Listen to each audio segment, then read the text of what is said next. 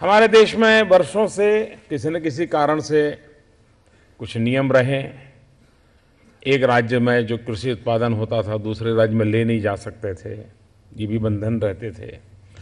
कभी कानूनी तौर पर रहते थे तो कभी गैर कानूनी तौर पर रहते थे, क्योंकि लगता था कि अगर ये चला गया तो राज्य की इकोनॉमी को क्या होगा, राज्य की आवश्यकताओं को क्या होगा। तो ये चलता रहता था और उसके कारण मैं नहीं मानता हूं कि कोई बहुत बड़ा गुनाह के रूप में मैं इसे देखता नहीं हूं।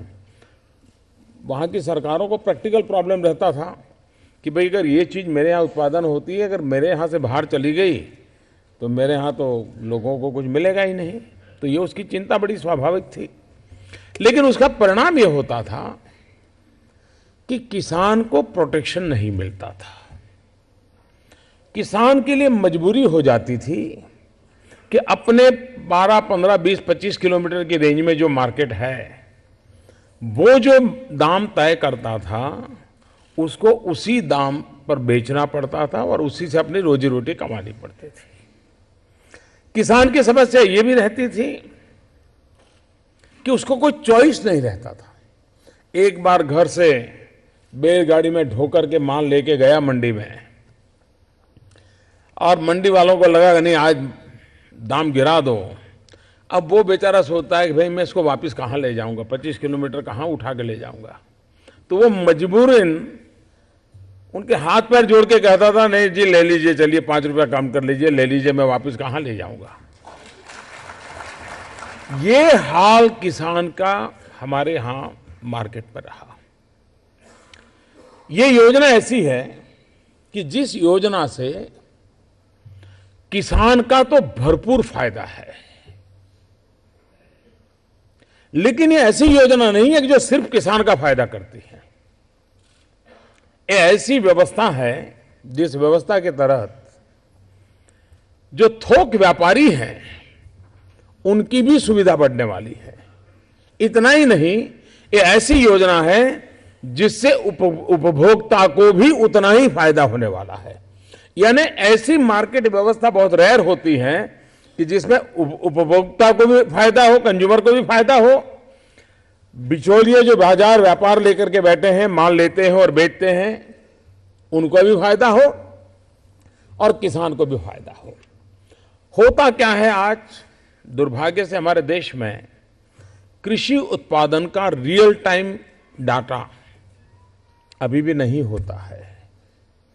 कभी हमें लगे कि भाई फलाने राज्य में गेहूं की जरूरत है तो सरकार सोचती है कि अच्छा भाई क्या करेंगे, इनको गेहूं की जरूरत है, लेकिन उसको पता नहीं होता कि दूसरे एक राज्य में गेहूं सरप्लस पड़े हैं। कभी गेहूं सरप्लस है और वहां पहुंचाने हैं, लेकिन उस समय ट्रेन की व्यवस्था नहीं मिलती माल ले जाने के लिए, और वहां कंज्यूमर परेशान रहता है, यहां किसान परेशान होता है माल बेचना है। ये क्यों? तो ये जो स्ट्रक्चर ऐसा बना हुआ था कि जिस स्ट्रक्चर में वो बंद गया था उसके बाहर नहीं जा पाता था। आज ई नाम के कारण अभी तो प्रारंभ में 25 कृषि उत्पादन चीजें इस ई नाम पर बिकेगी, सौदा होगा, और 21 मंडी में होगी। लेकिन बहुत ही निकट भविष्य में शायद 250 तक तो पहुंच जाएंगे, क्योंकि कुछ राज्यों ने कानून में जो सुधार करना चाहिए वो कर दिया है। टेक्नोलॉजी करेगी, बड़ा मुश्किल काम नहीं है। वहां एक लैब बनेगी, उस लैब के कारण क्वालिटी ऑफ एग्रो प्रोडक्ट ये तय होगा। अब व्यापारी हाथ में पकड़ करके जताएगा नहीं यार तेरा माल तो ठीक नहीं है, और किसान कहता नहीं नहीं साहब बहुत ठीक है, पहले जैसा ही है, और आखिरकार उस व्यापारी ने कह दिया तो वो बेचारे को लगता था चलो बेच दो। आज लेबोरेटरी कहेगी कि तुम्हारा जो प्रोडक्ट है ए ग्रेड का है, बी ग्रेड का है, सी ग्रेड का है।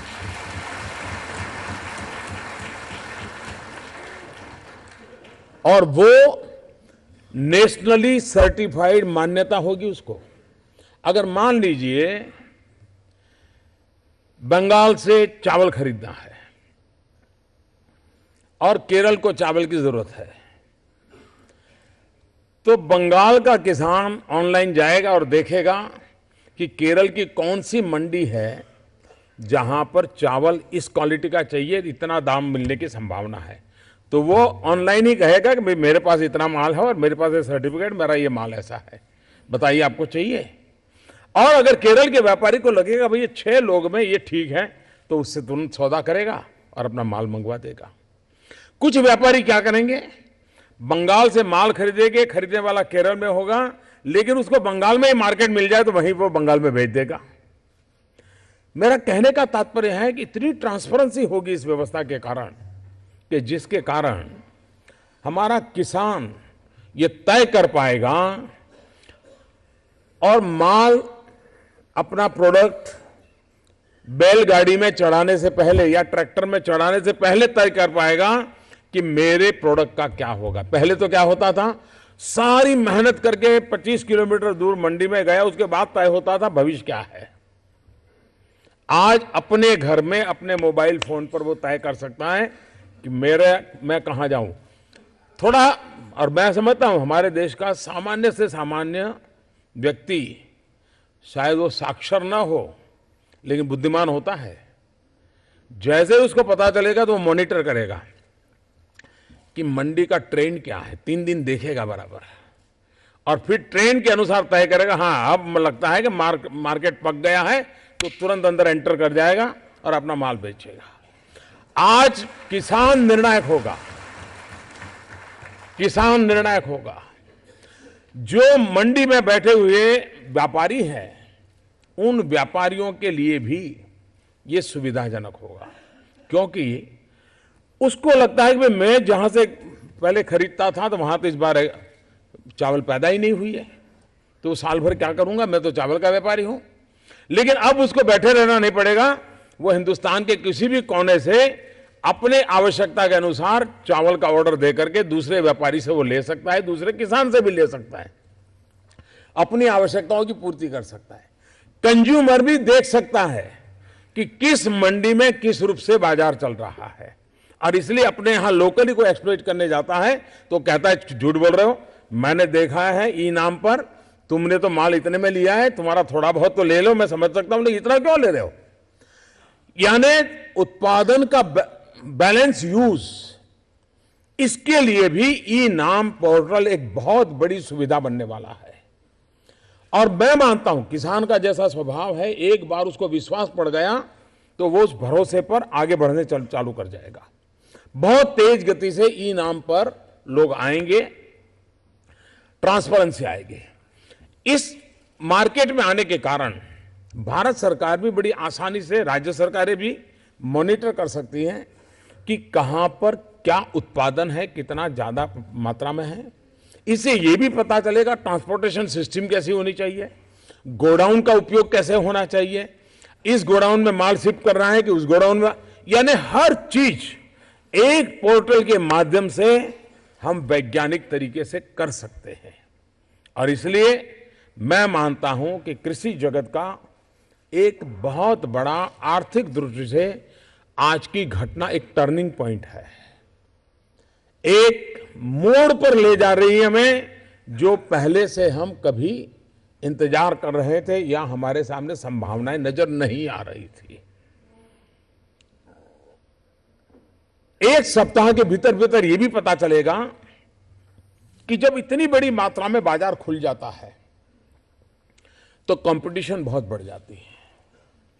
खरीदने वाला ज्यादा दाम देकर के अच्छी क्वालिटी खरीदने की कोशिश करेगा,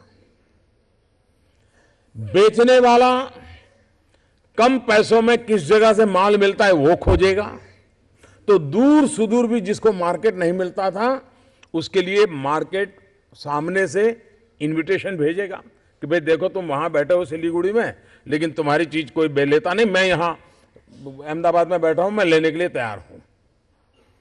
ये इतनी बड़ी संभावना हम कल्पना कर सकते हैं कि हमारे किसान को पहली बार ये तय करने का अवसर मिला है कि मेरे माल कैसे बिकेगा, कहां बिकेगा, कब बिकेगा, किस दाम से बिकेगा, ये फैसला अब हिंदुस्तान में किसान खुद करेगा। अब वो किसी से आश्रित नहीं रहेगा, वो मोहताज नहीं रहेगा। और जब ये पता औरों को चलेगा कि इतनी बड़ी कंपटीशन शुरू हो गई है, तो स्वाभाविक है कि बाकी राज्य जो अभी पीछे हैं, मुझे विश्वास है कि नीचे से ऐसा प्रेशर पैदा होगा कि अब वो जल्दी कानून में भी सुधार करेंगे और ई नाम पोर्टल पर आने के लिए सारी मंडियां आएगी। ये मेरा पूरा विश्वास है। मेरा आग्रह है और मैं मानता हूं कि कृषि को टुकड़ों में नहीं देखना चाहिए।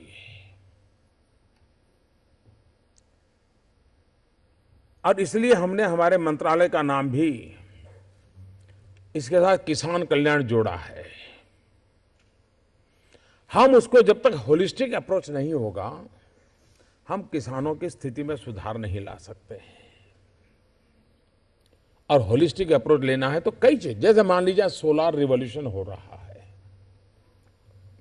किसान को तो लगता होगा ये तो कुछ इंडस्ट्री का काम चल रहा है, कुछ उद्योगकारों का काम चल रहा है।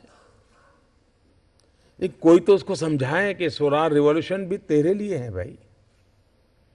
अगर उसको पानी के लिए सोलार पंप मिल गया, वो अपने ही खेत में सोलार पैनल लगा दिया, तो उसको आज जो डीजल का खर्चा करना पड़ता है, नहीं करना पड़ेगा।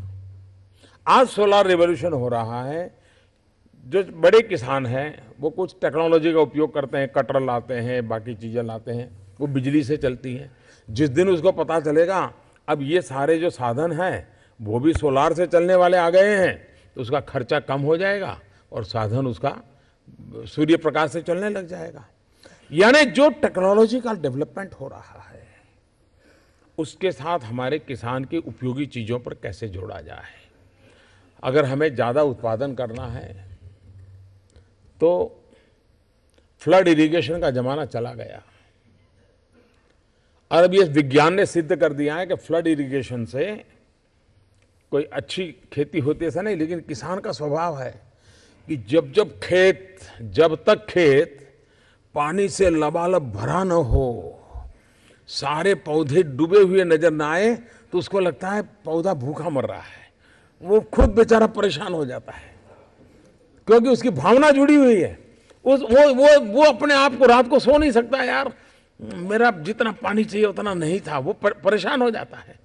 लेकिन अगर उसको विज्ञान का पता हो, पर ड्रॉप मोर क्रॉप, हमारे उत्पादनों को पानी में डुबोए रखने की जरूरत नहीं है। हम सालों से मान करके आए कि गन्ने की खेती करनी है तो भरपूर पानी चाहिए। अब धीरे धीरे अनुभव आ गया कि स्प्रिंकलर से गन्ने की खेती बहुत अच्छी हो सकती है, और स्प्रिंकलर से गन्ने की खेती करें तो सामान्य गन्ने में जो शुगर कंटेंट होता है उससे स्प्रिंकलर या ड्रिप से किया हुआ गन्ने में शुगर कंटेंट ज्यादा होता है, उसमें से ज्यादा चीनी निकलती है, तो किसान को दाम भी ज्यादा मिलता है। और आपने देखा होगा फ्लड इरिगेशन से जो शुगर का गन्ने का जो डंडा होता है उसकी साइज और स्प्रिंकलर से हुआ उसकी साइज देखते ही पता चलता है कि कितना बड़ा फर्क आया। अब किसान को समझना होगा, और मैं मानता हूं कि ये बात उनसे पहुंचाई जा सकती है। और इसलिए मेरा मिशन है पर ड्रॉप मोर क्रॉप, एक एक बूंद पानी से हम समृद्धि पैदा कर सकते हैं, हम भविष्य पैदा कर सकते हैं। कभी कभी मैं किसानों के साथ बैठने का स्वभाव रखता था, तो काफी बातें करता था। जब गुजरात में था मैं उनको कहता था, और मैं आज उसको दोबारा कहना चाहूँगा। मैं उनको कहता था कि मान लीजिए आपका बच्चा बीमार है और 3 साल की आयु हो गई, 5 साल की आयु हो गई, 7 साल की आयु हो गई, लेकिन न वजन बढ़ रहा है, न चेहरे पर मुस्कान आ रही है, ऐसा ही दुबला पत्ता मरा पड़ा ऐसे ही पड़ा रहता है।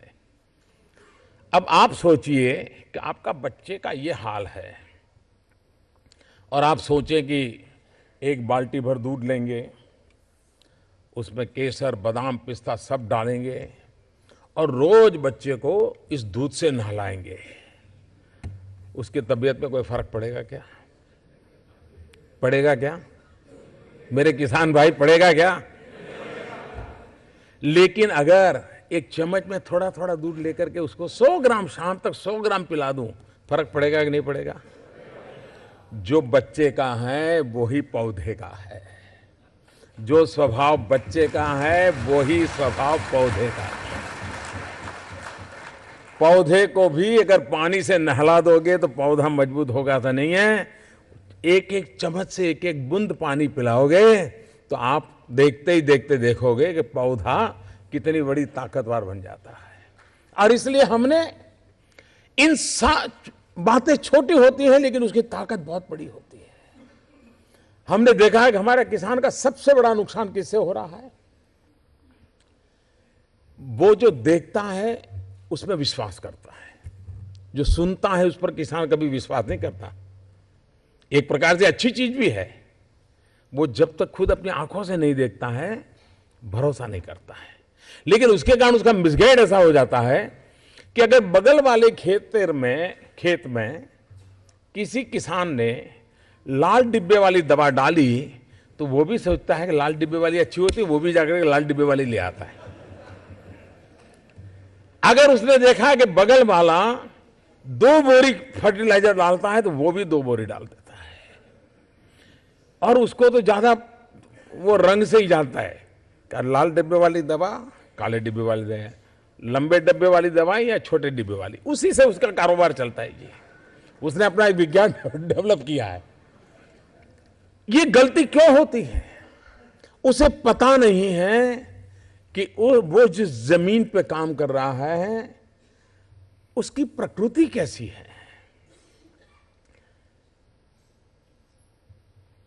ये धरा हमारी मां है, ये भूमि हमारी मां है, कहीं बीमार तो नहीं हो गई है?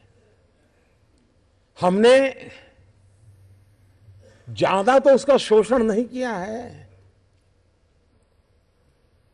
उसका भी कोई ख्याल रखा है कि नहीं रखा है? ज्यादा अनुभव आता है कि हम धरा के साथ क्या करते हैं, फसल के संदर्भ में धरा के साथ जो करना होता है करते हैं।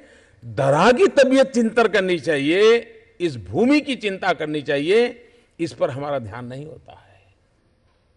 और अगर बीमार धरा हो कितना ही अच्छा बीज बोए, इच्छित परिणाम नहीं मिलता है।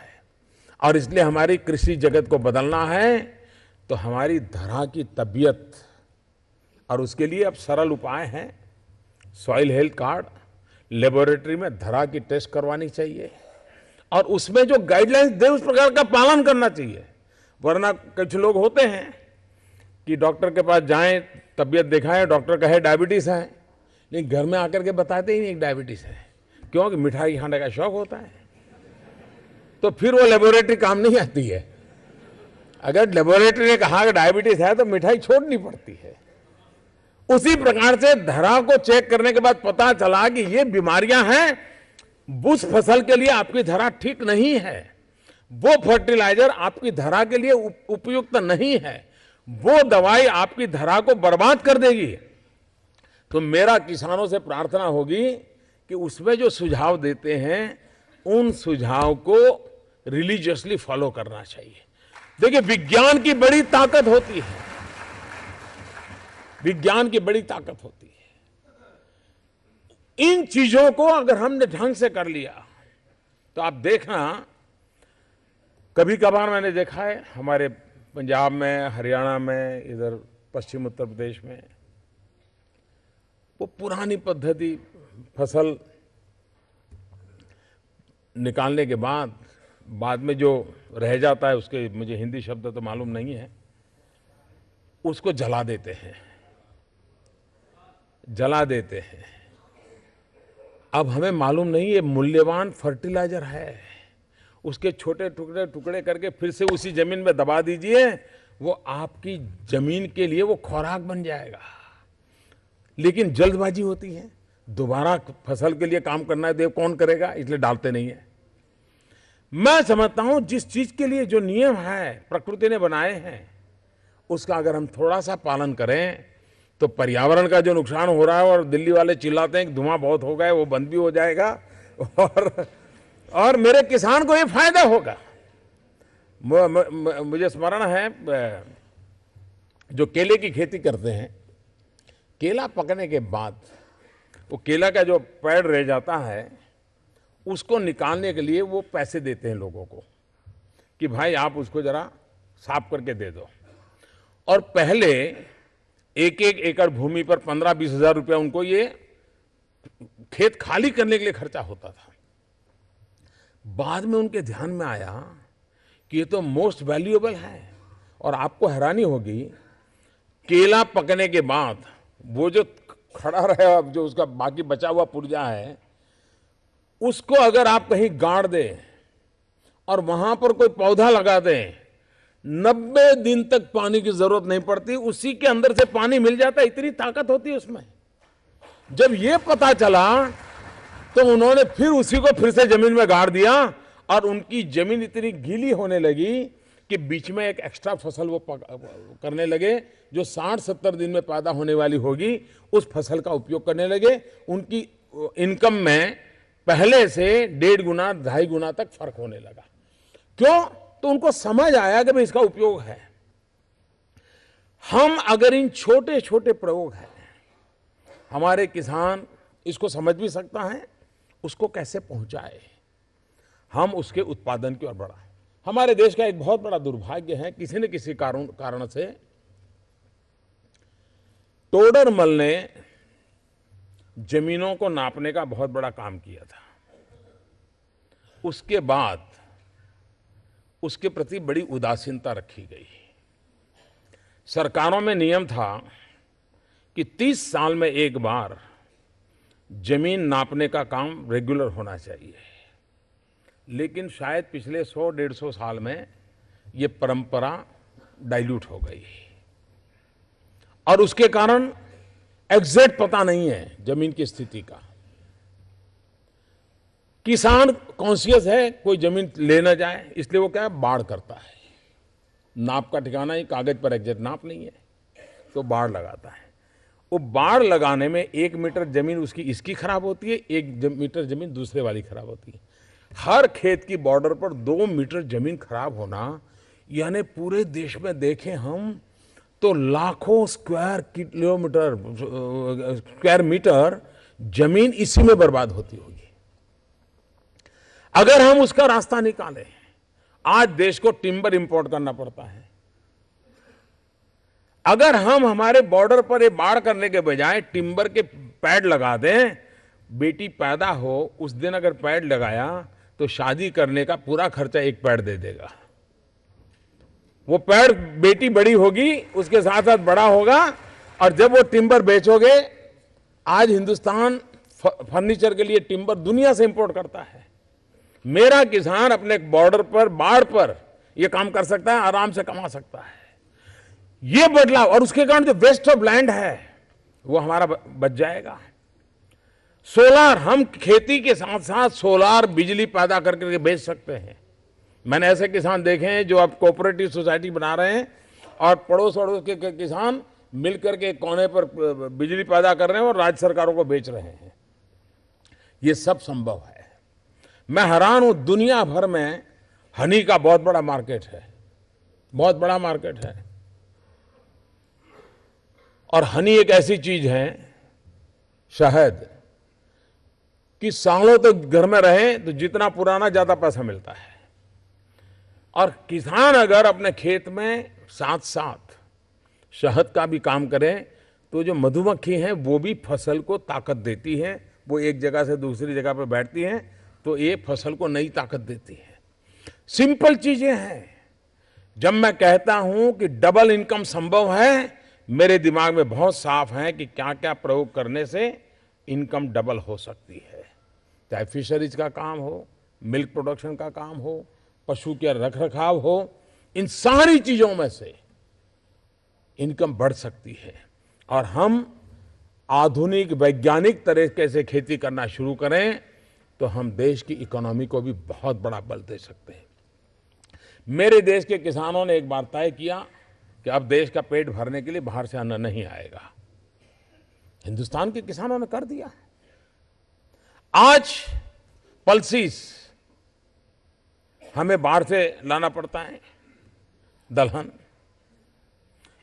क्यों ना हमारे किसानों को संदेश जाए कि भाई जहां पर पानी बहुत कम है वहां और प्रयोग मत करिए, आप दलहन पे चले जाइए, ताकि आपकी भी गारंटी होगी और भारत सरकार उसमें आपकी मदद करेगी।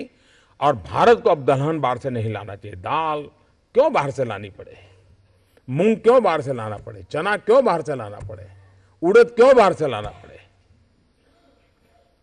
हम ये अपने संकल्प कर लें तो मैं नहीं मानता हूं इस देश को। और मैं अभी गया था सऊदी अरेबिया, उसके पहले मैं गया था यूएई।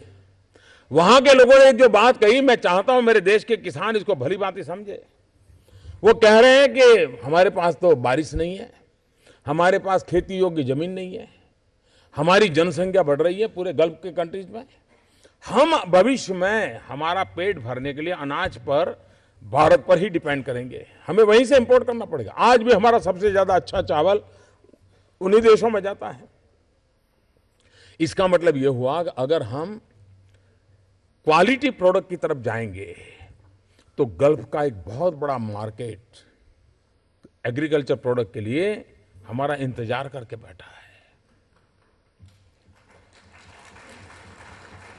वे वेयर हाउसिंग के लिए, कोल्ड स्टोरेज के लिए इन्वेस्टमेंट करने को तैयार है, वो गारंटी के साथ माल खरीदने के तैयार है। यानी भारत की कृषि भी एक ग्लोबल रिक्वायरमेंट के संदर्भ में हम उसको नया मोड़ दे सकते हैं, हम उसमें बदलाव ला सकते हैं, और उस बदलाव लाने की दिशा में हम प्रयास करना चाह रहे हैं। अभी इस बजट में एक बड़ा महत्वपूर्ण निर्णय किया, उस निर्णय की चर्चा बहुत कम आई है, क्योंकि कुछ चीजें ऐसी तो जो समझते समझते लोगों को 2 साल चले जाते हैं, इसलिए शायद वो बात पब्लिक में आई नहीं। भारत सरकार ने एक महत्वपूर्ण निर्णय किया कि एग्रो प्रोसेसिंग में 100% फॉरेन डायरेक्ट इन्वेस्टमेंट को हम स्वागत करते हैं। अब लेकिन कुछ लोगों का दिमाग ऐसा है कि एफडीआई आते ही उनको लगता है ये कुछ उद्योग वाला हो गया।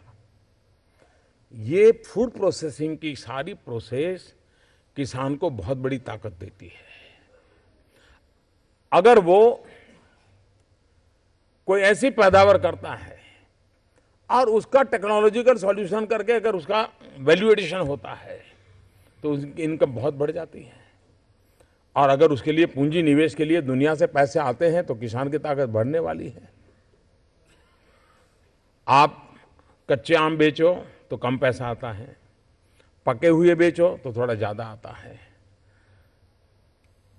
कच्चे आम बेचो लेकिन अचार बना करके बेचो और पैसा आता है। अचार भी बढ़िया सी बोतल में पैक करके बेचो तो और ज्यादा पैसा आता है। और अगर बोतल की एडवर्टाइजमेंट कोई नट या नटी करती हो तो और ज्यादा पैसा मिल जाता है। वैल्यू एडिशन कैसे होता है, फूड प्रोसेसिंग का वैल्यू एडिशन कैसे होता है। और इसलिए अभी हमने कोका कोला कंपनी के साथ महाराष्ट्र गवर्नमेंट का एक एग्रीमेंट करवाया। मैंने इन सारी कंपनियों को कहा है कि आप जो पेप्सी और कोला ये सब पानी बेचते हो, कलरफुल होता है, टेस्टी होता है और लोगों को आदत भी हो गई है, अरबों खरबों का बाजार है। मैंने कहा कि मेरे देश के किसानों के लिए आप एक नियम बनाइए कि कम से कम 5% नेचुरल फ्रूट जूस आप इस एरेटेड वाटर में मिक्स करोगे। आप देखिए, एक तो जो पीता है उसको तो फायदा होगा, कम से कम 5% तो माल अच्छा जाएगा शरीर में। लेकिन उसके कारण किसान जो फल पैदा करता है उसको तुरंत मार्केट मिल जाएगा, उसको कभी, वरना संतरा कोई पैदा करेगा 7 दिन में तो संतरा खराब हो जाएगा। लेकिन संतरे का जूस अगर उसमें मिलना शुरू हुआ तो संतरे को मार्केट मिल जाएगा, एप्पल को मार्केट मिल जाएगा, केले को मार्केट मिल जाएगा।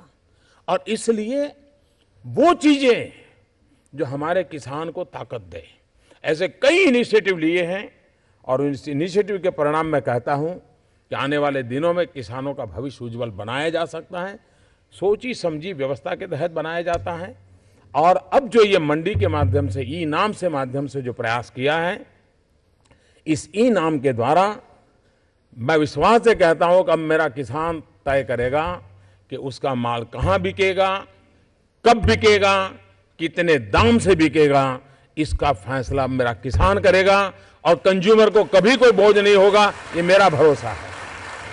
कंज्यूमर को कभी कोई भरोसा नहीं होगा, ये मेरा मुसीबत नहीं होगी, मेरा पूरा भरोसा है।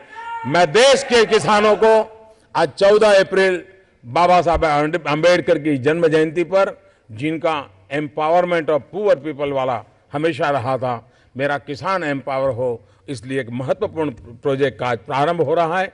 मैं कृषि मंत्रालय को, मंत्री के सभी विभाग के साथियों को हृदय से बहुत बहुत बधाई देता हूं।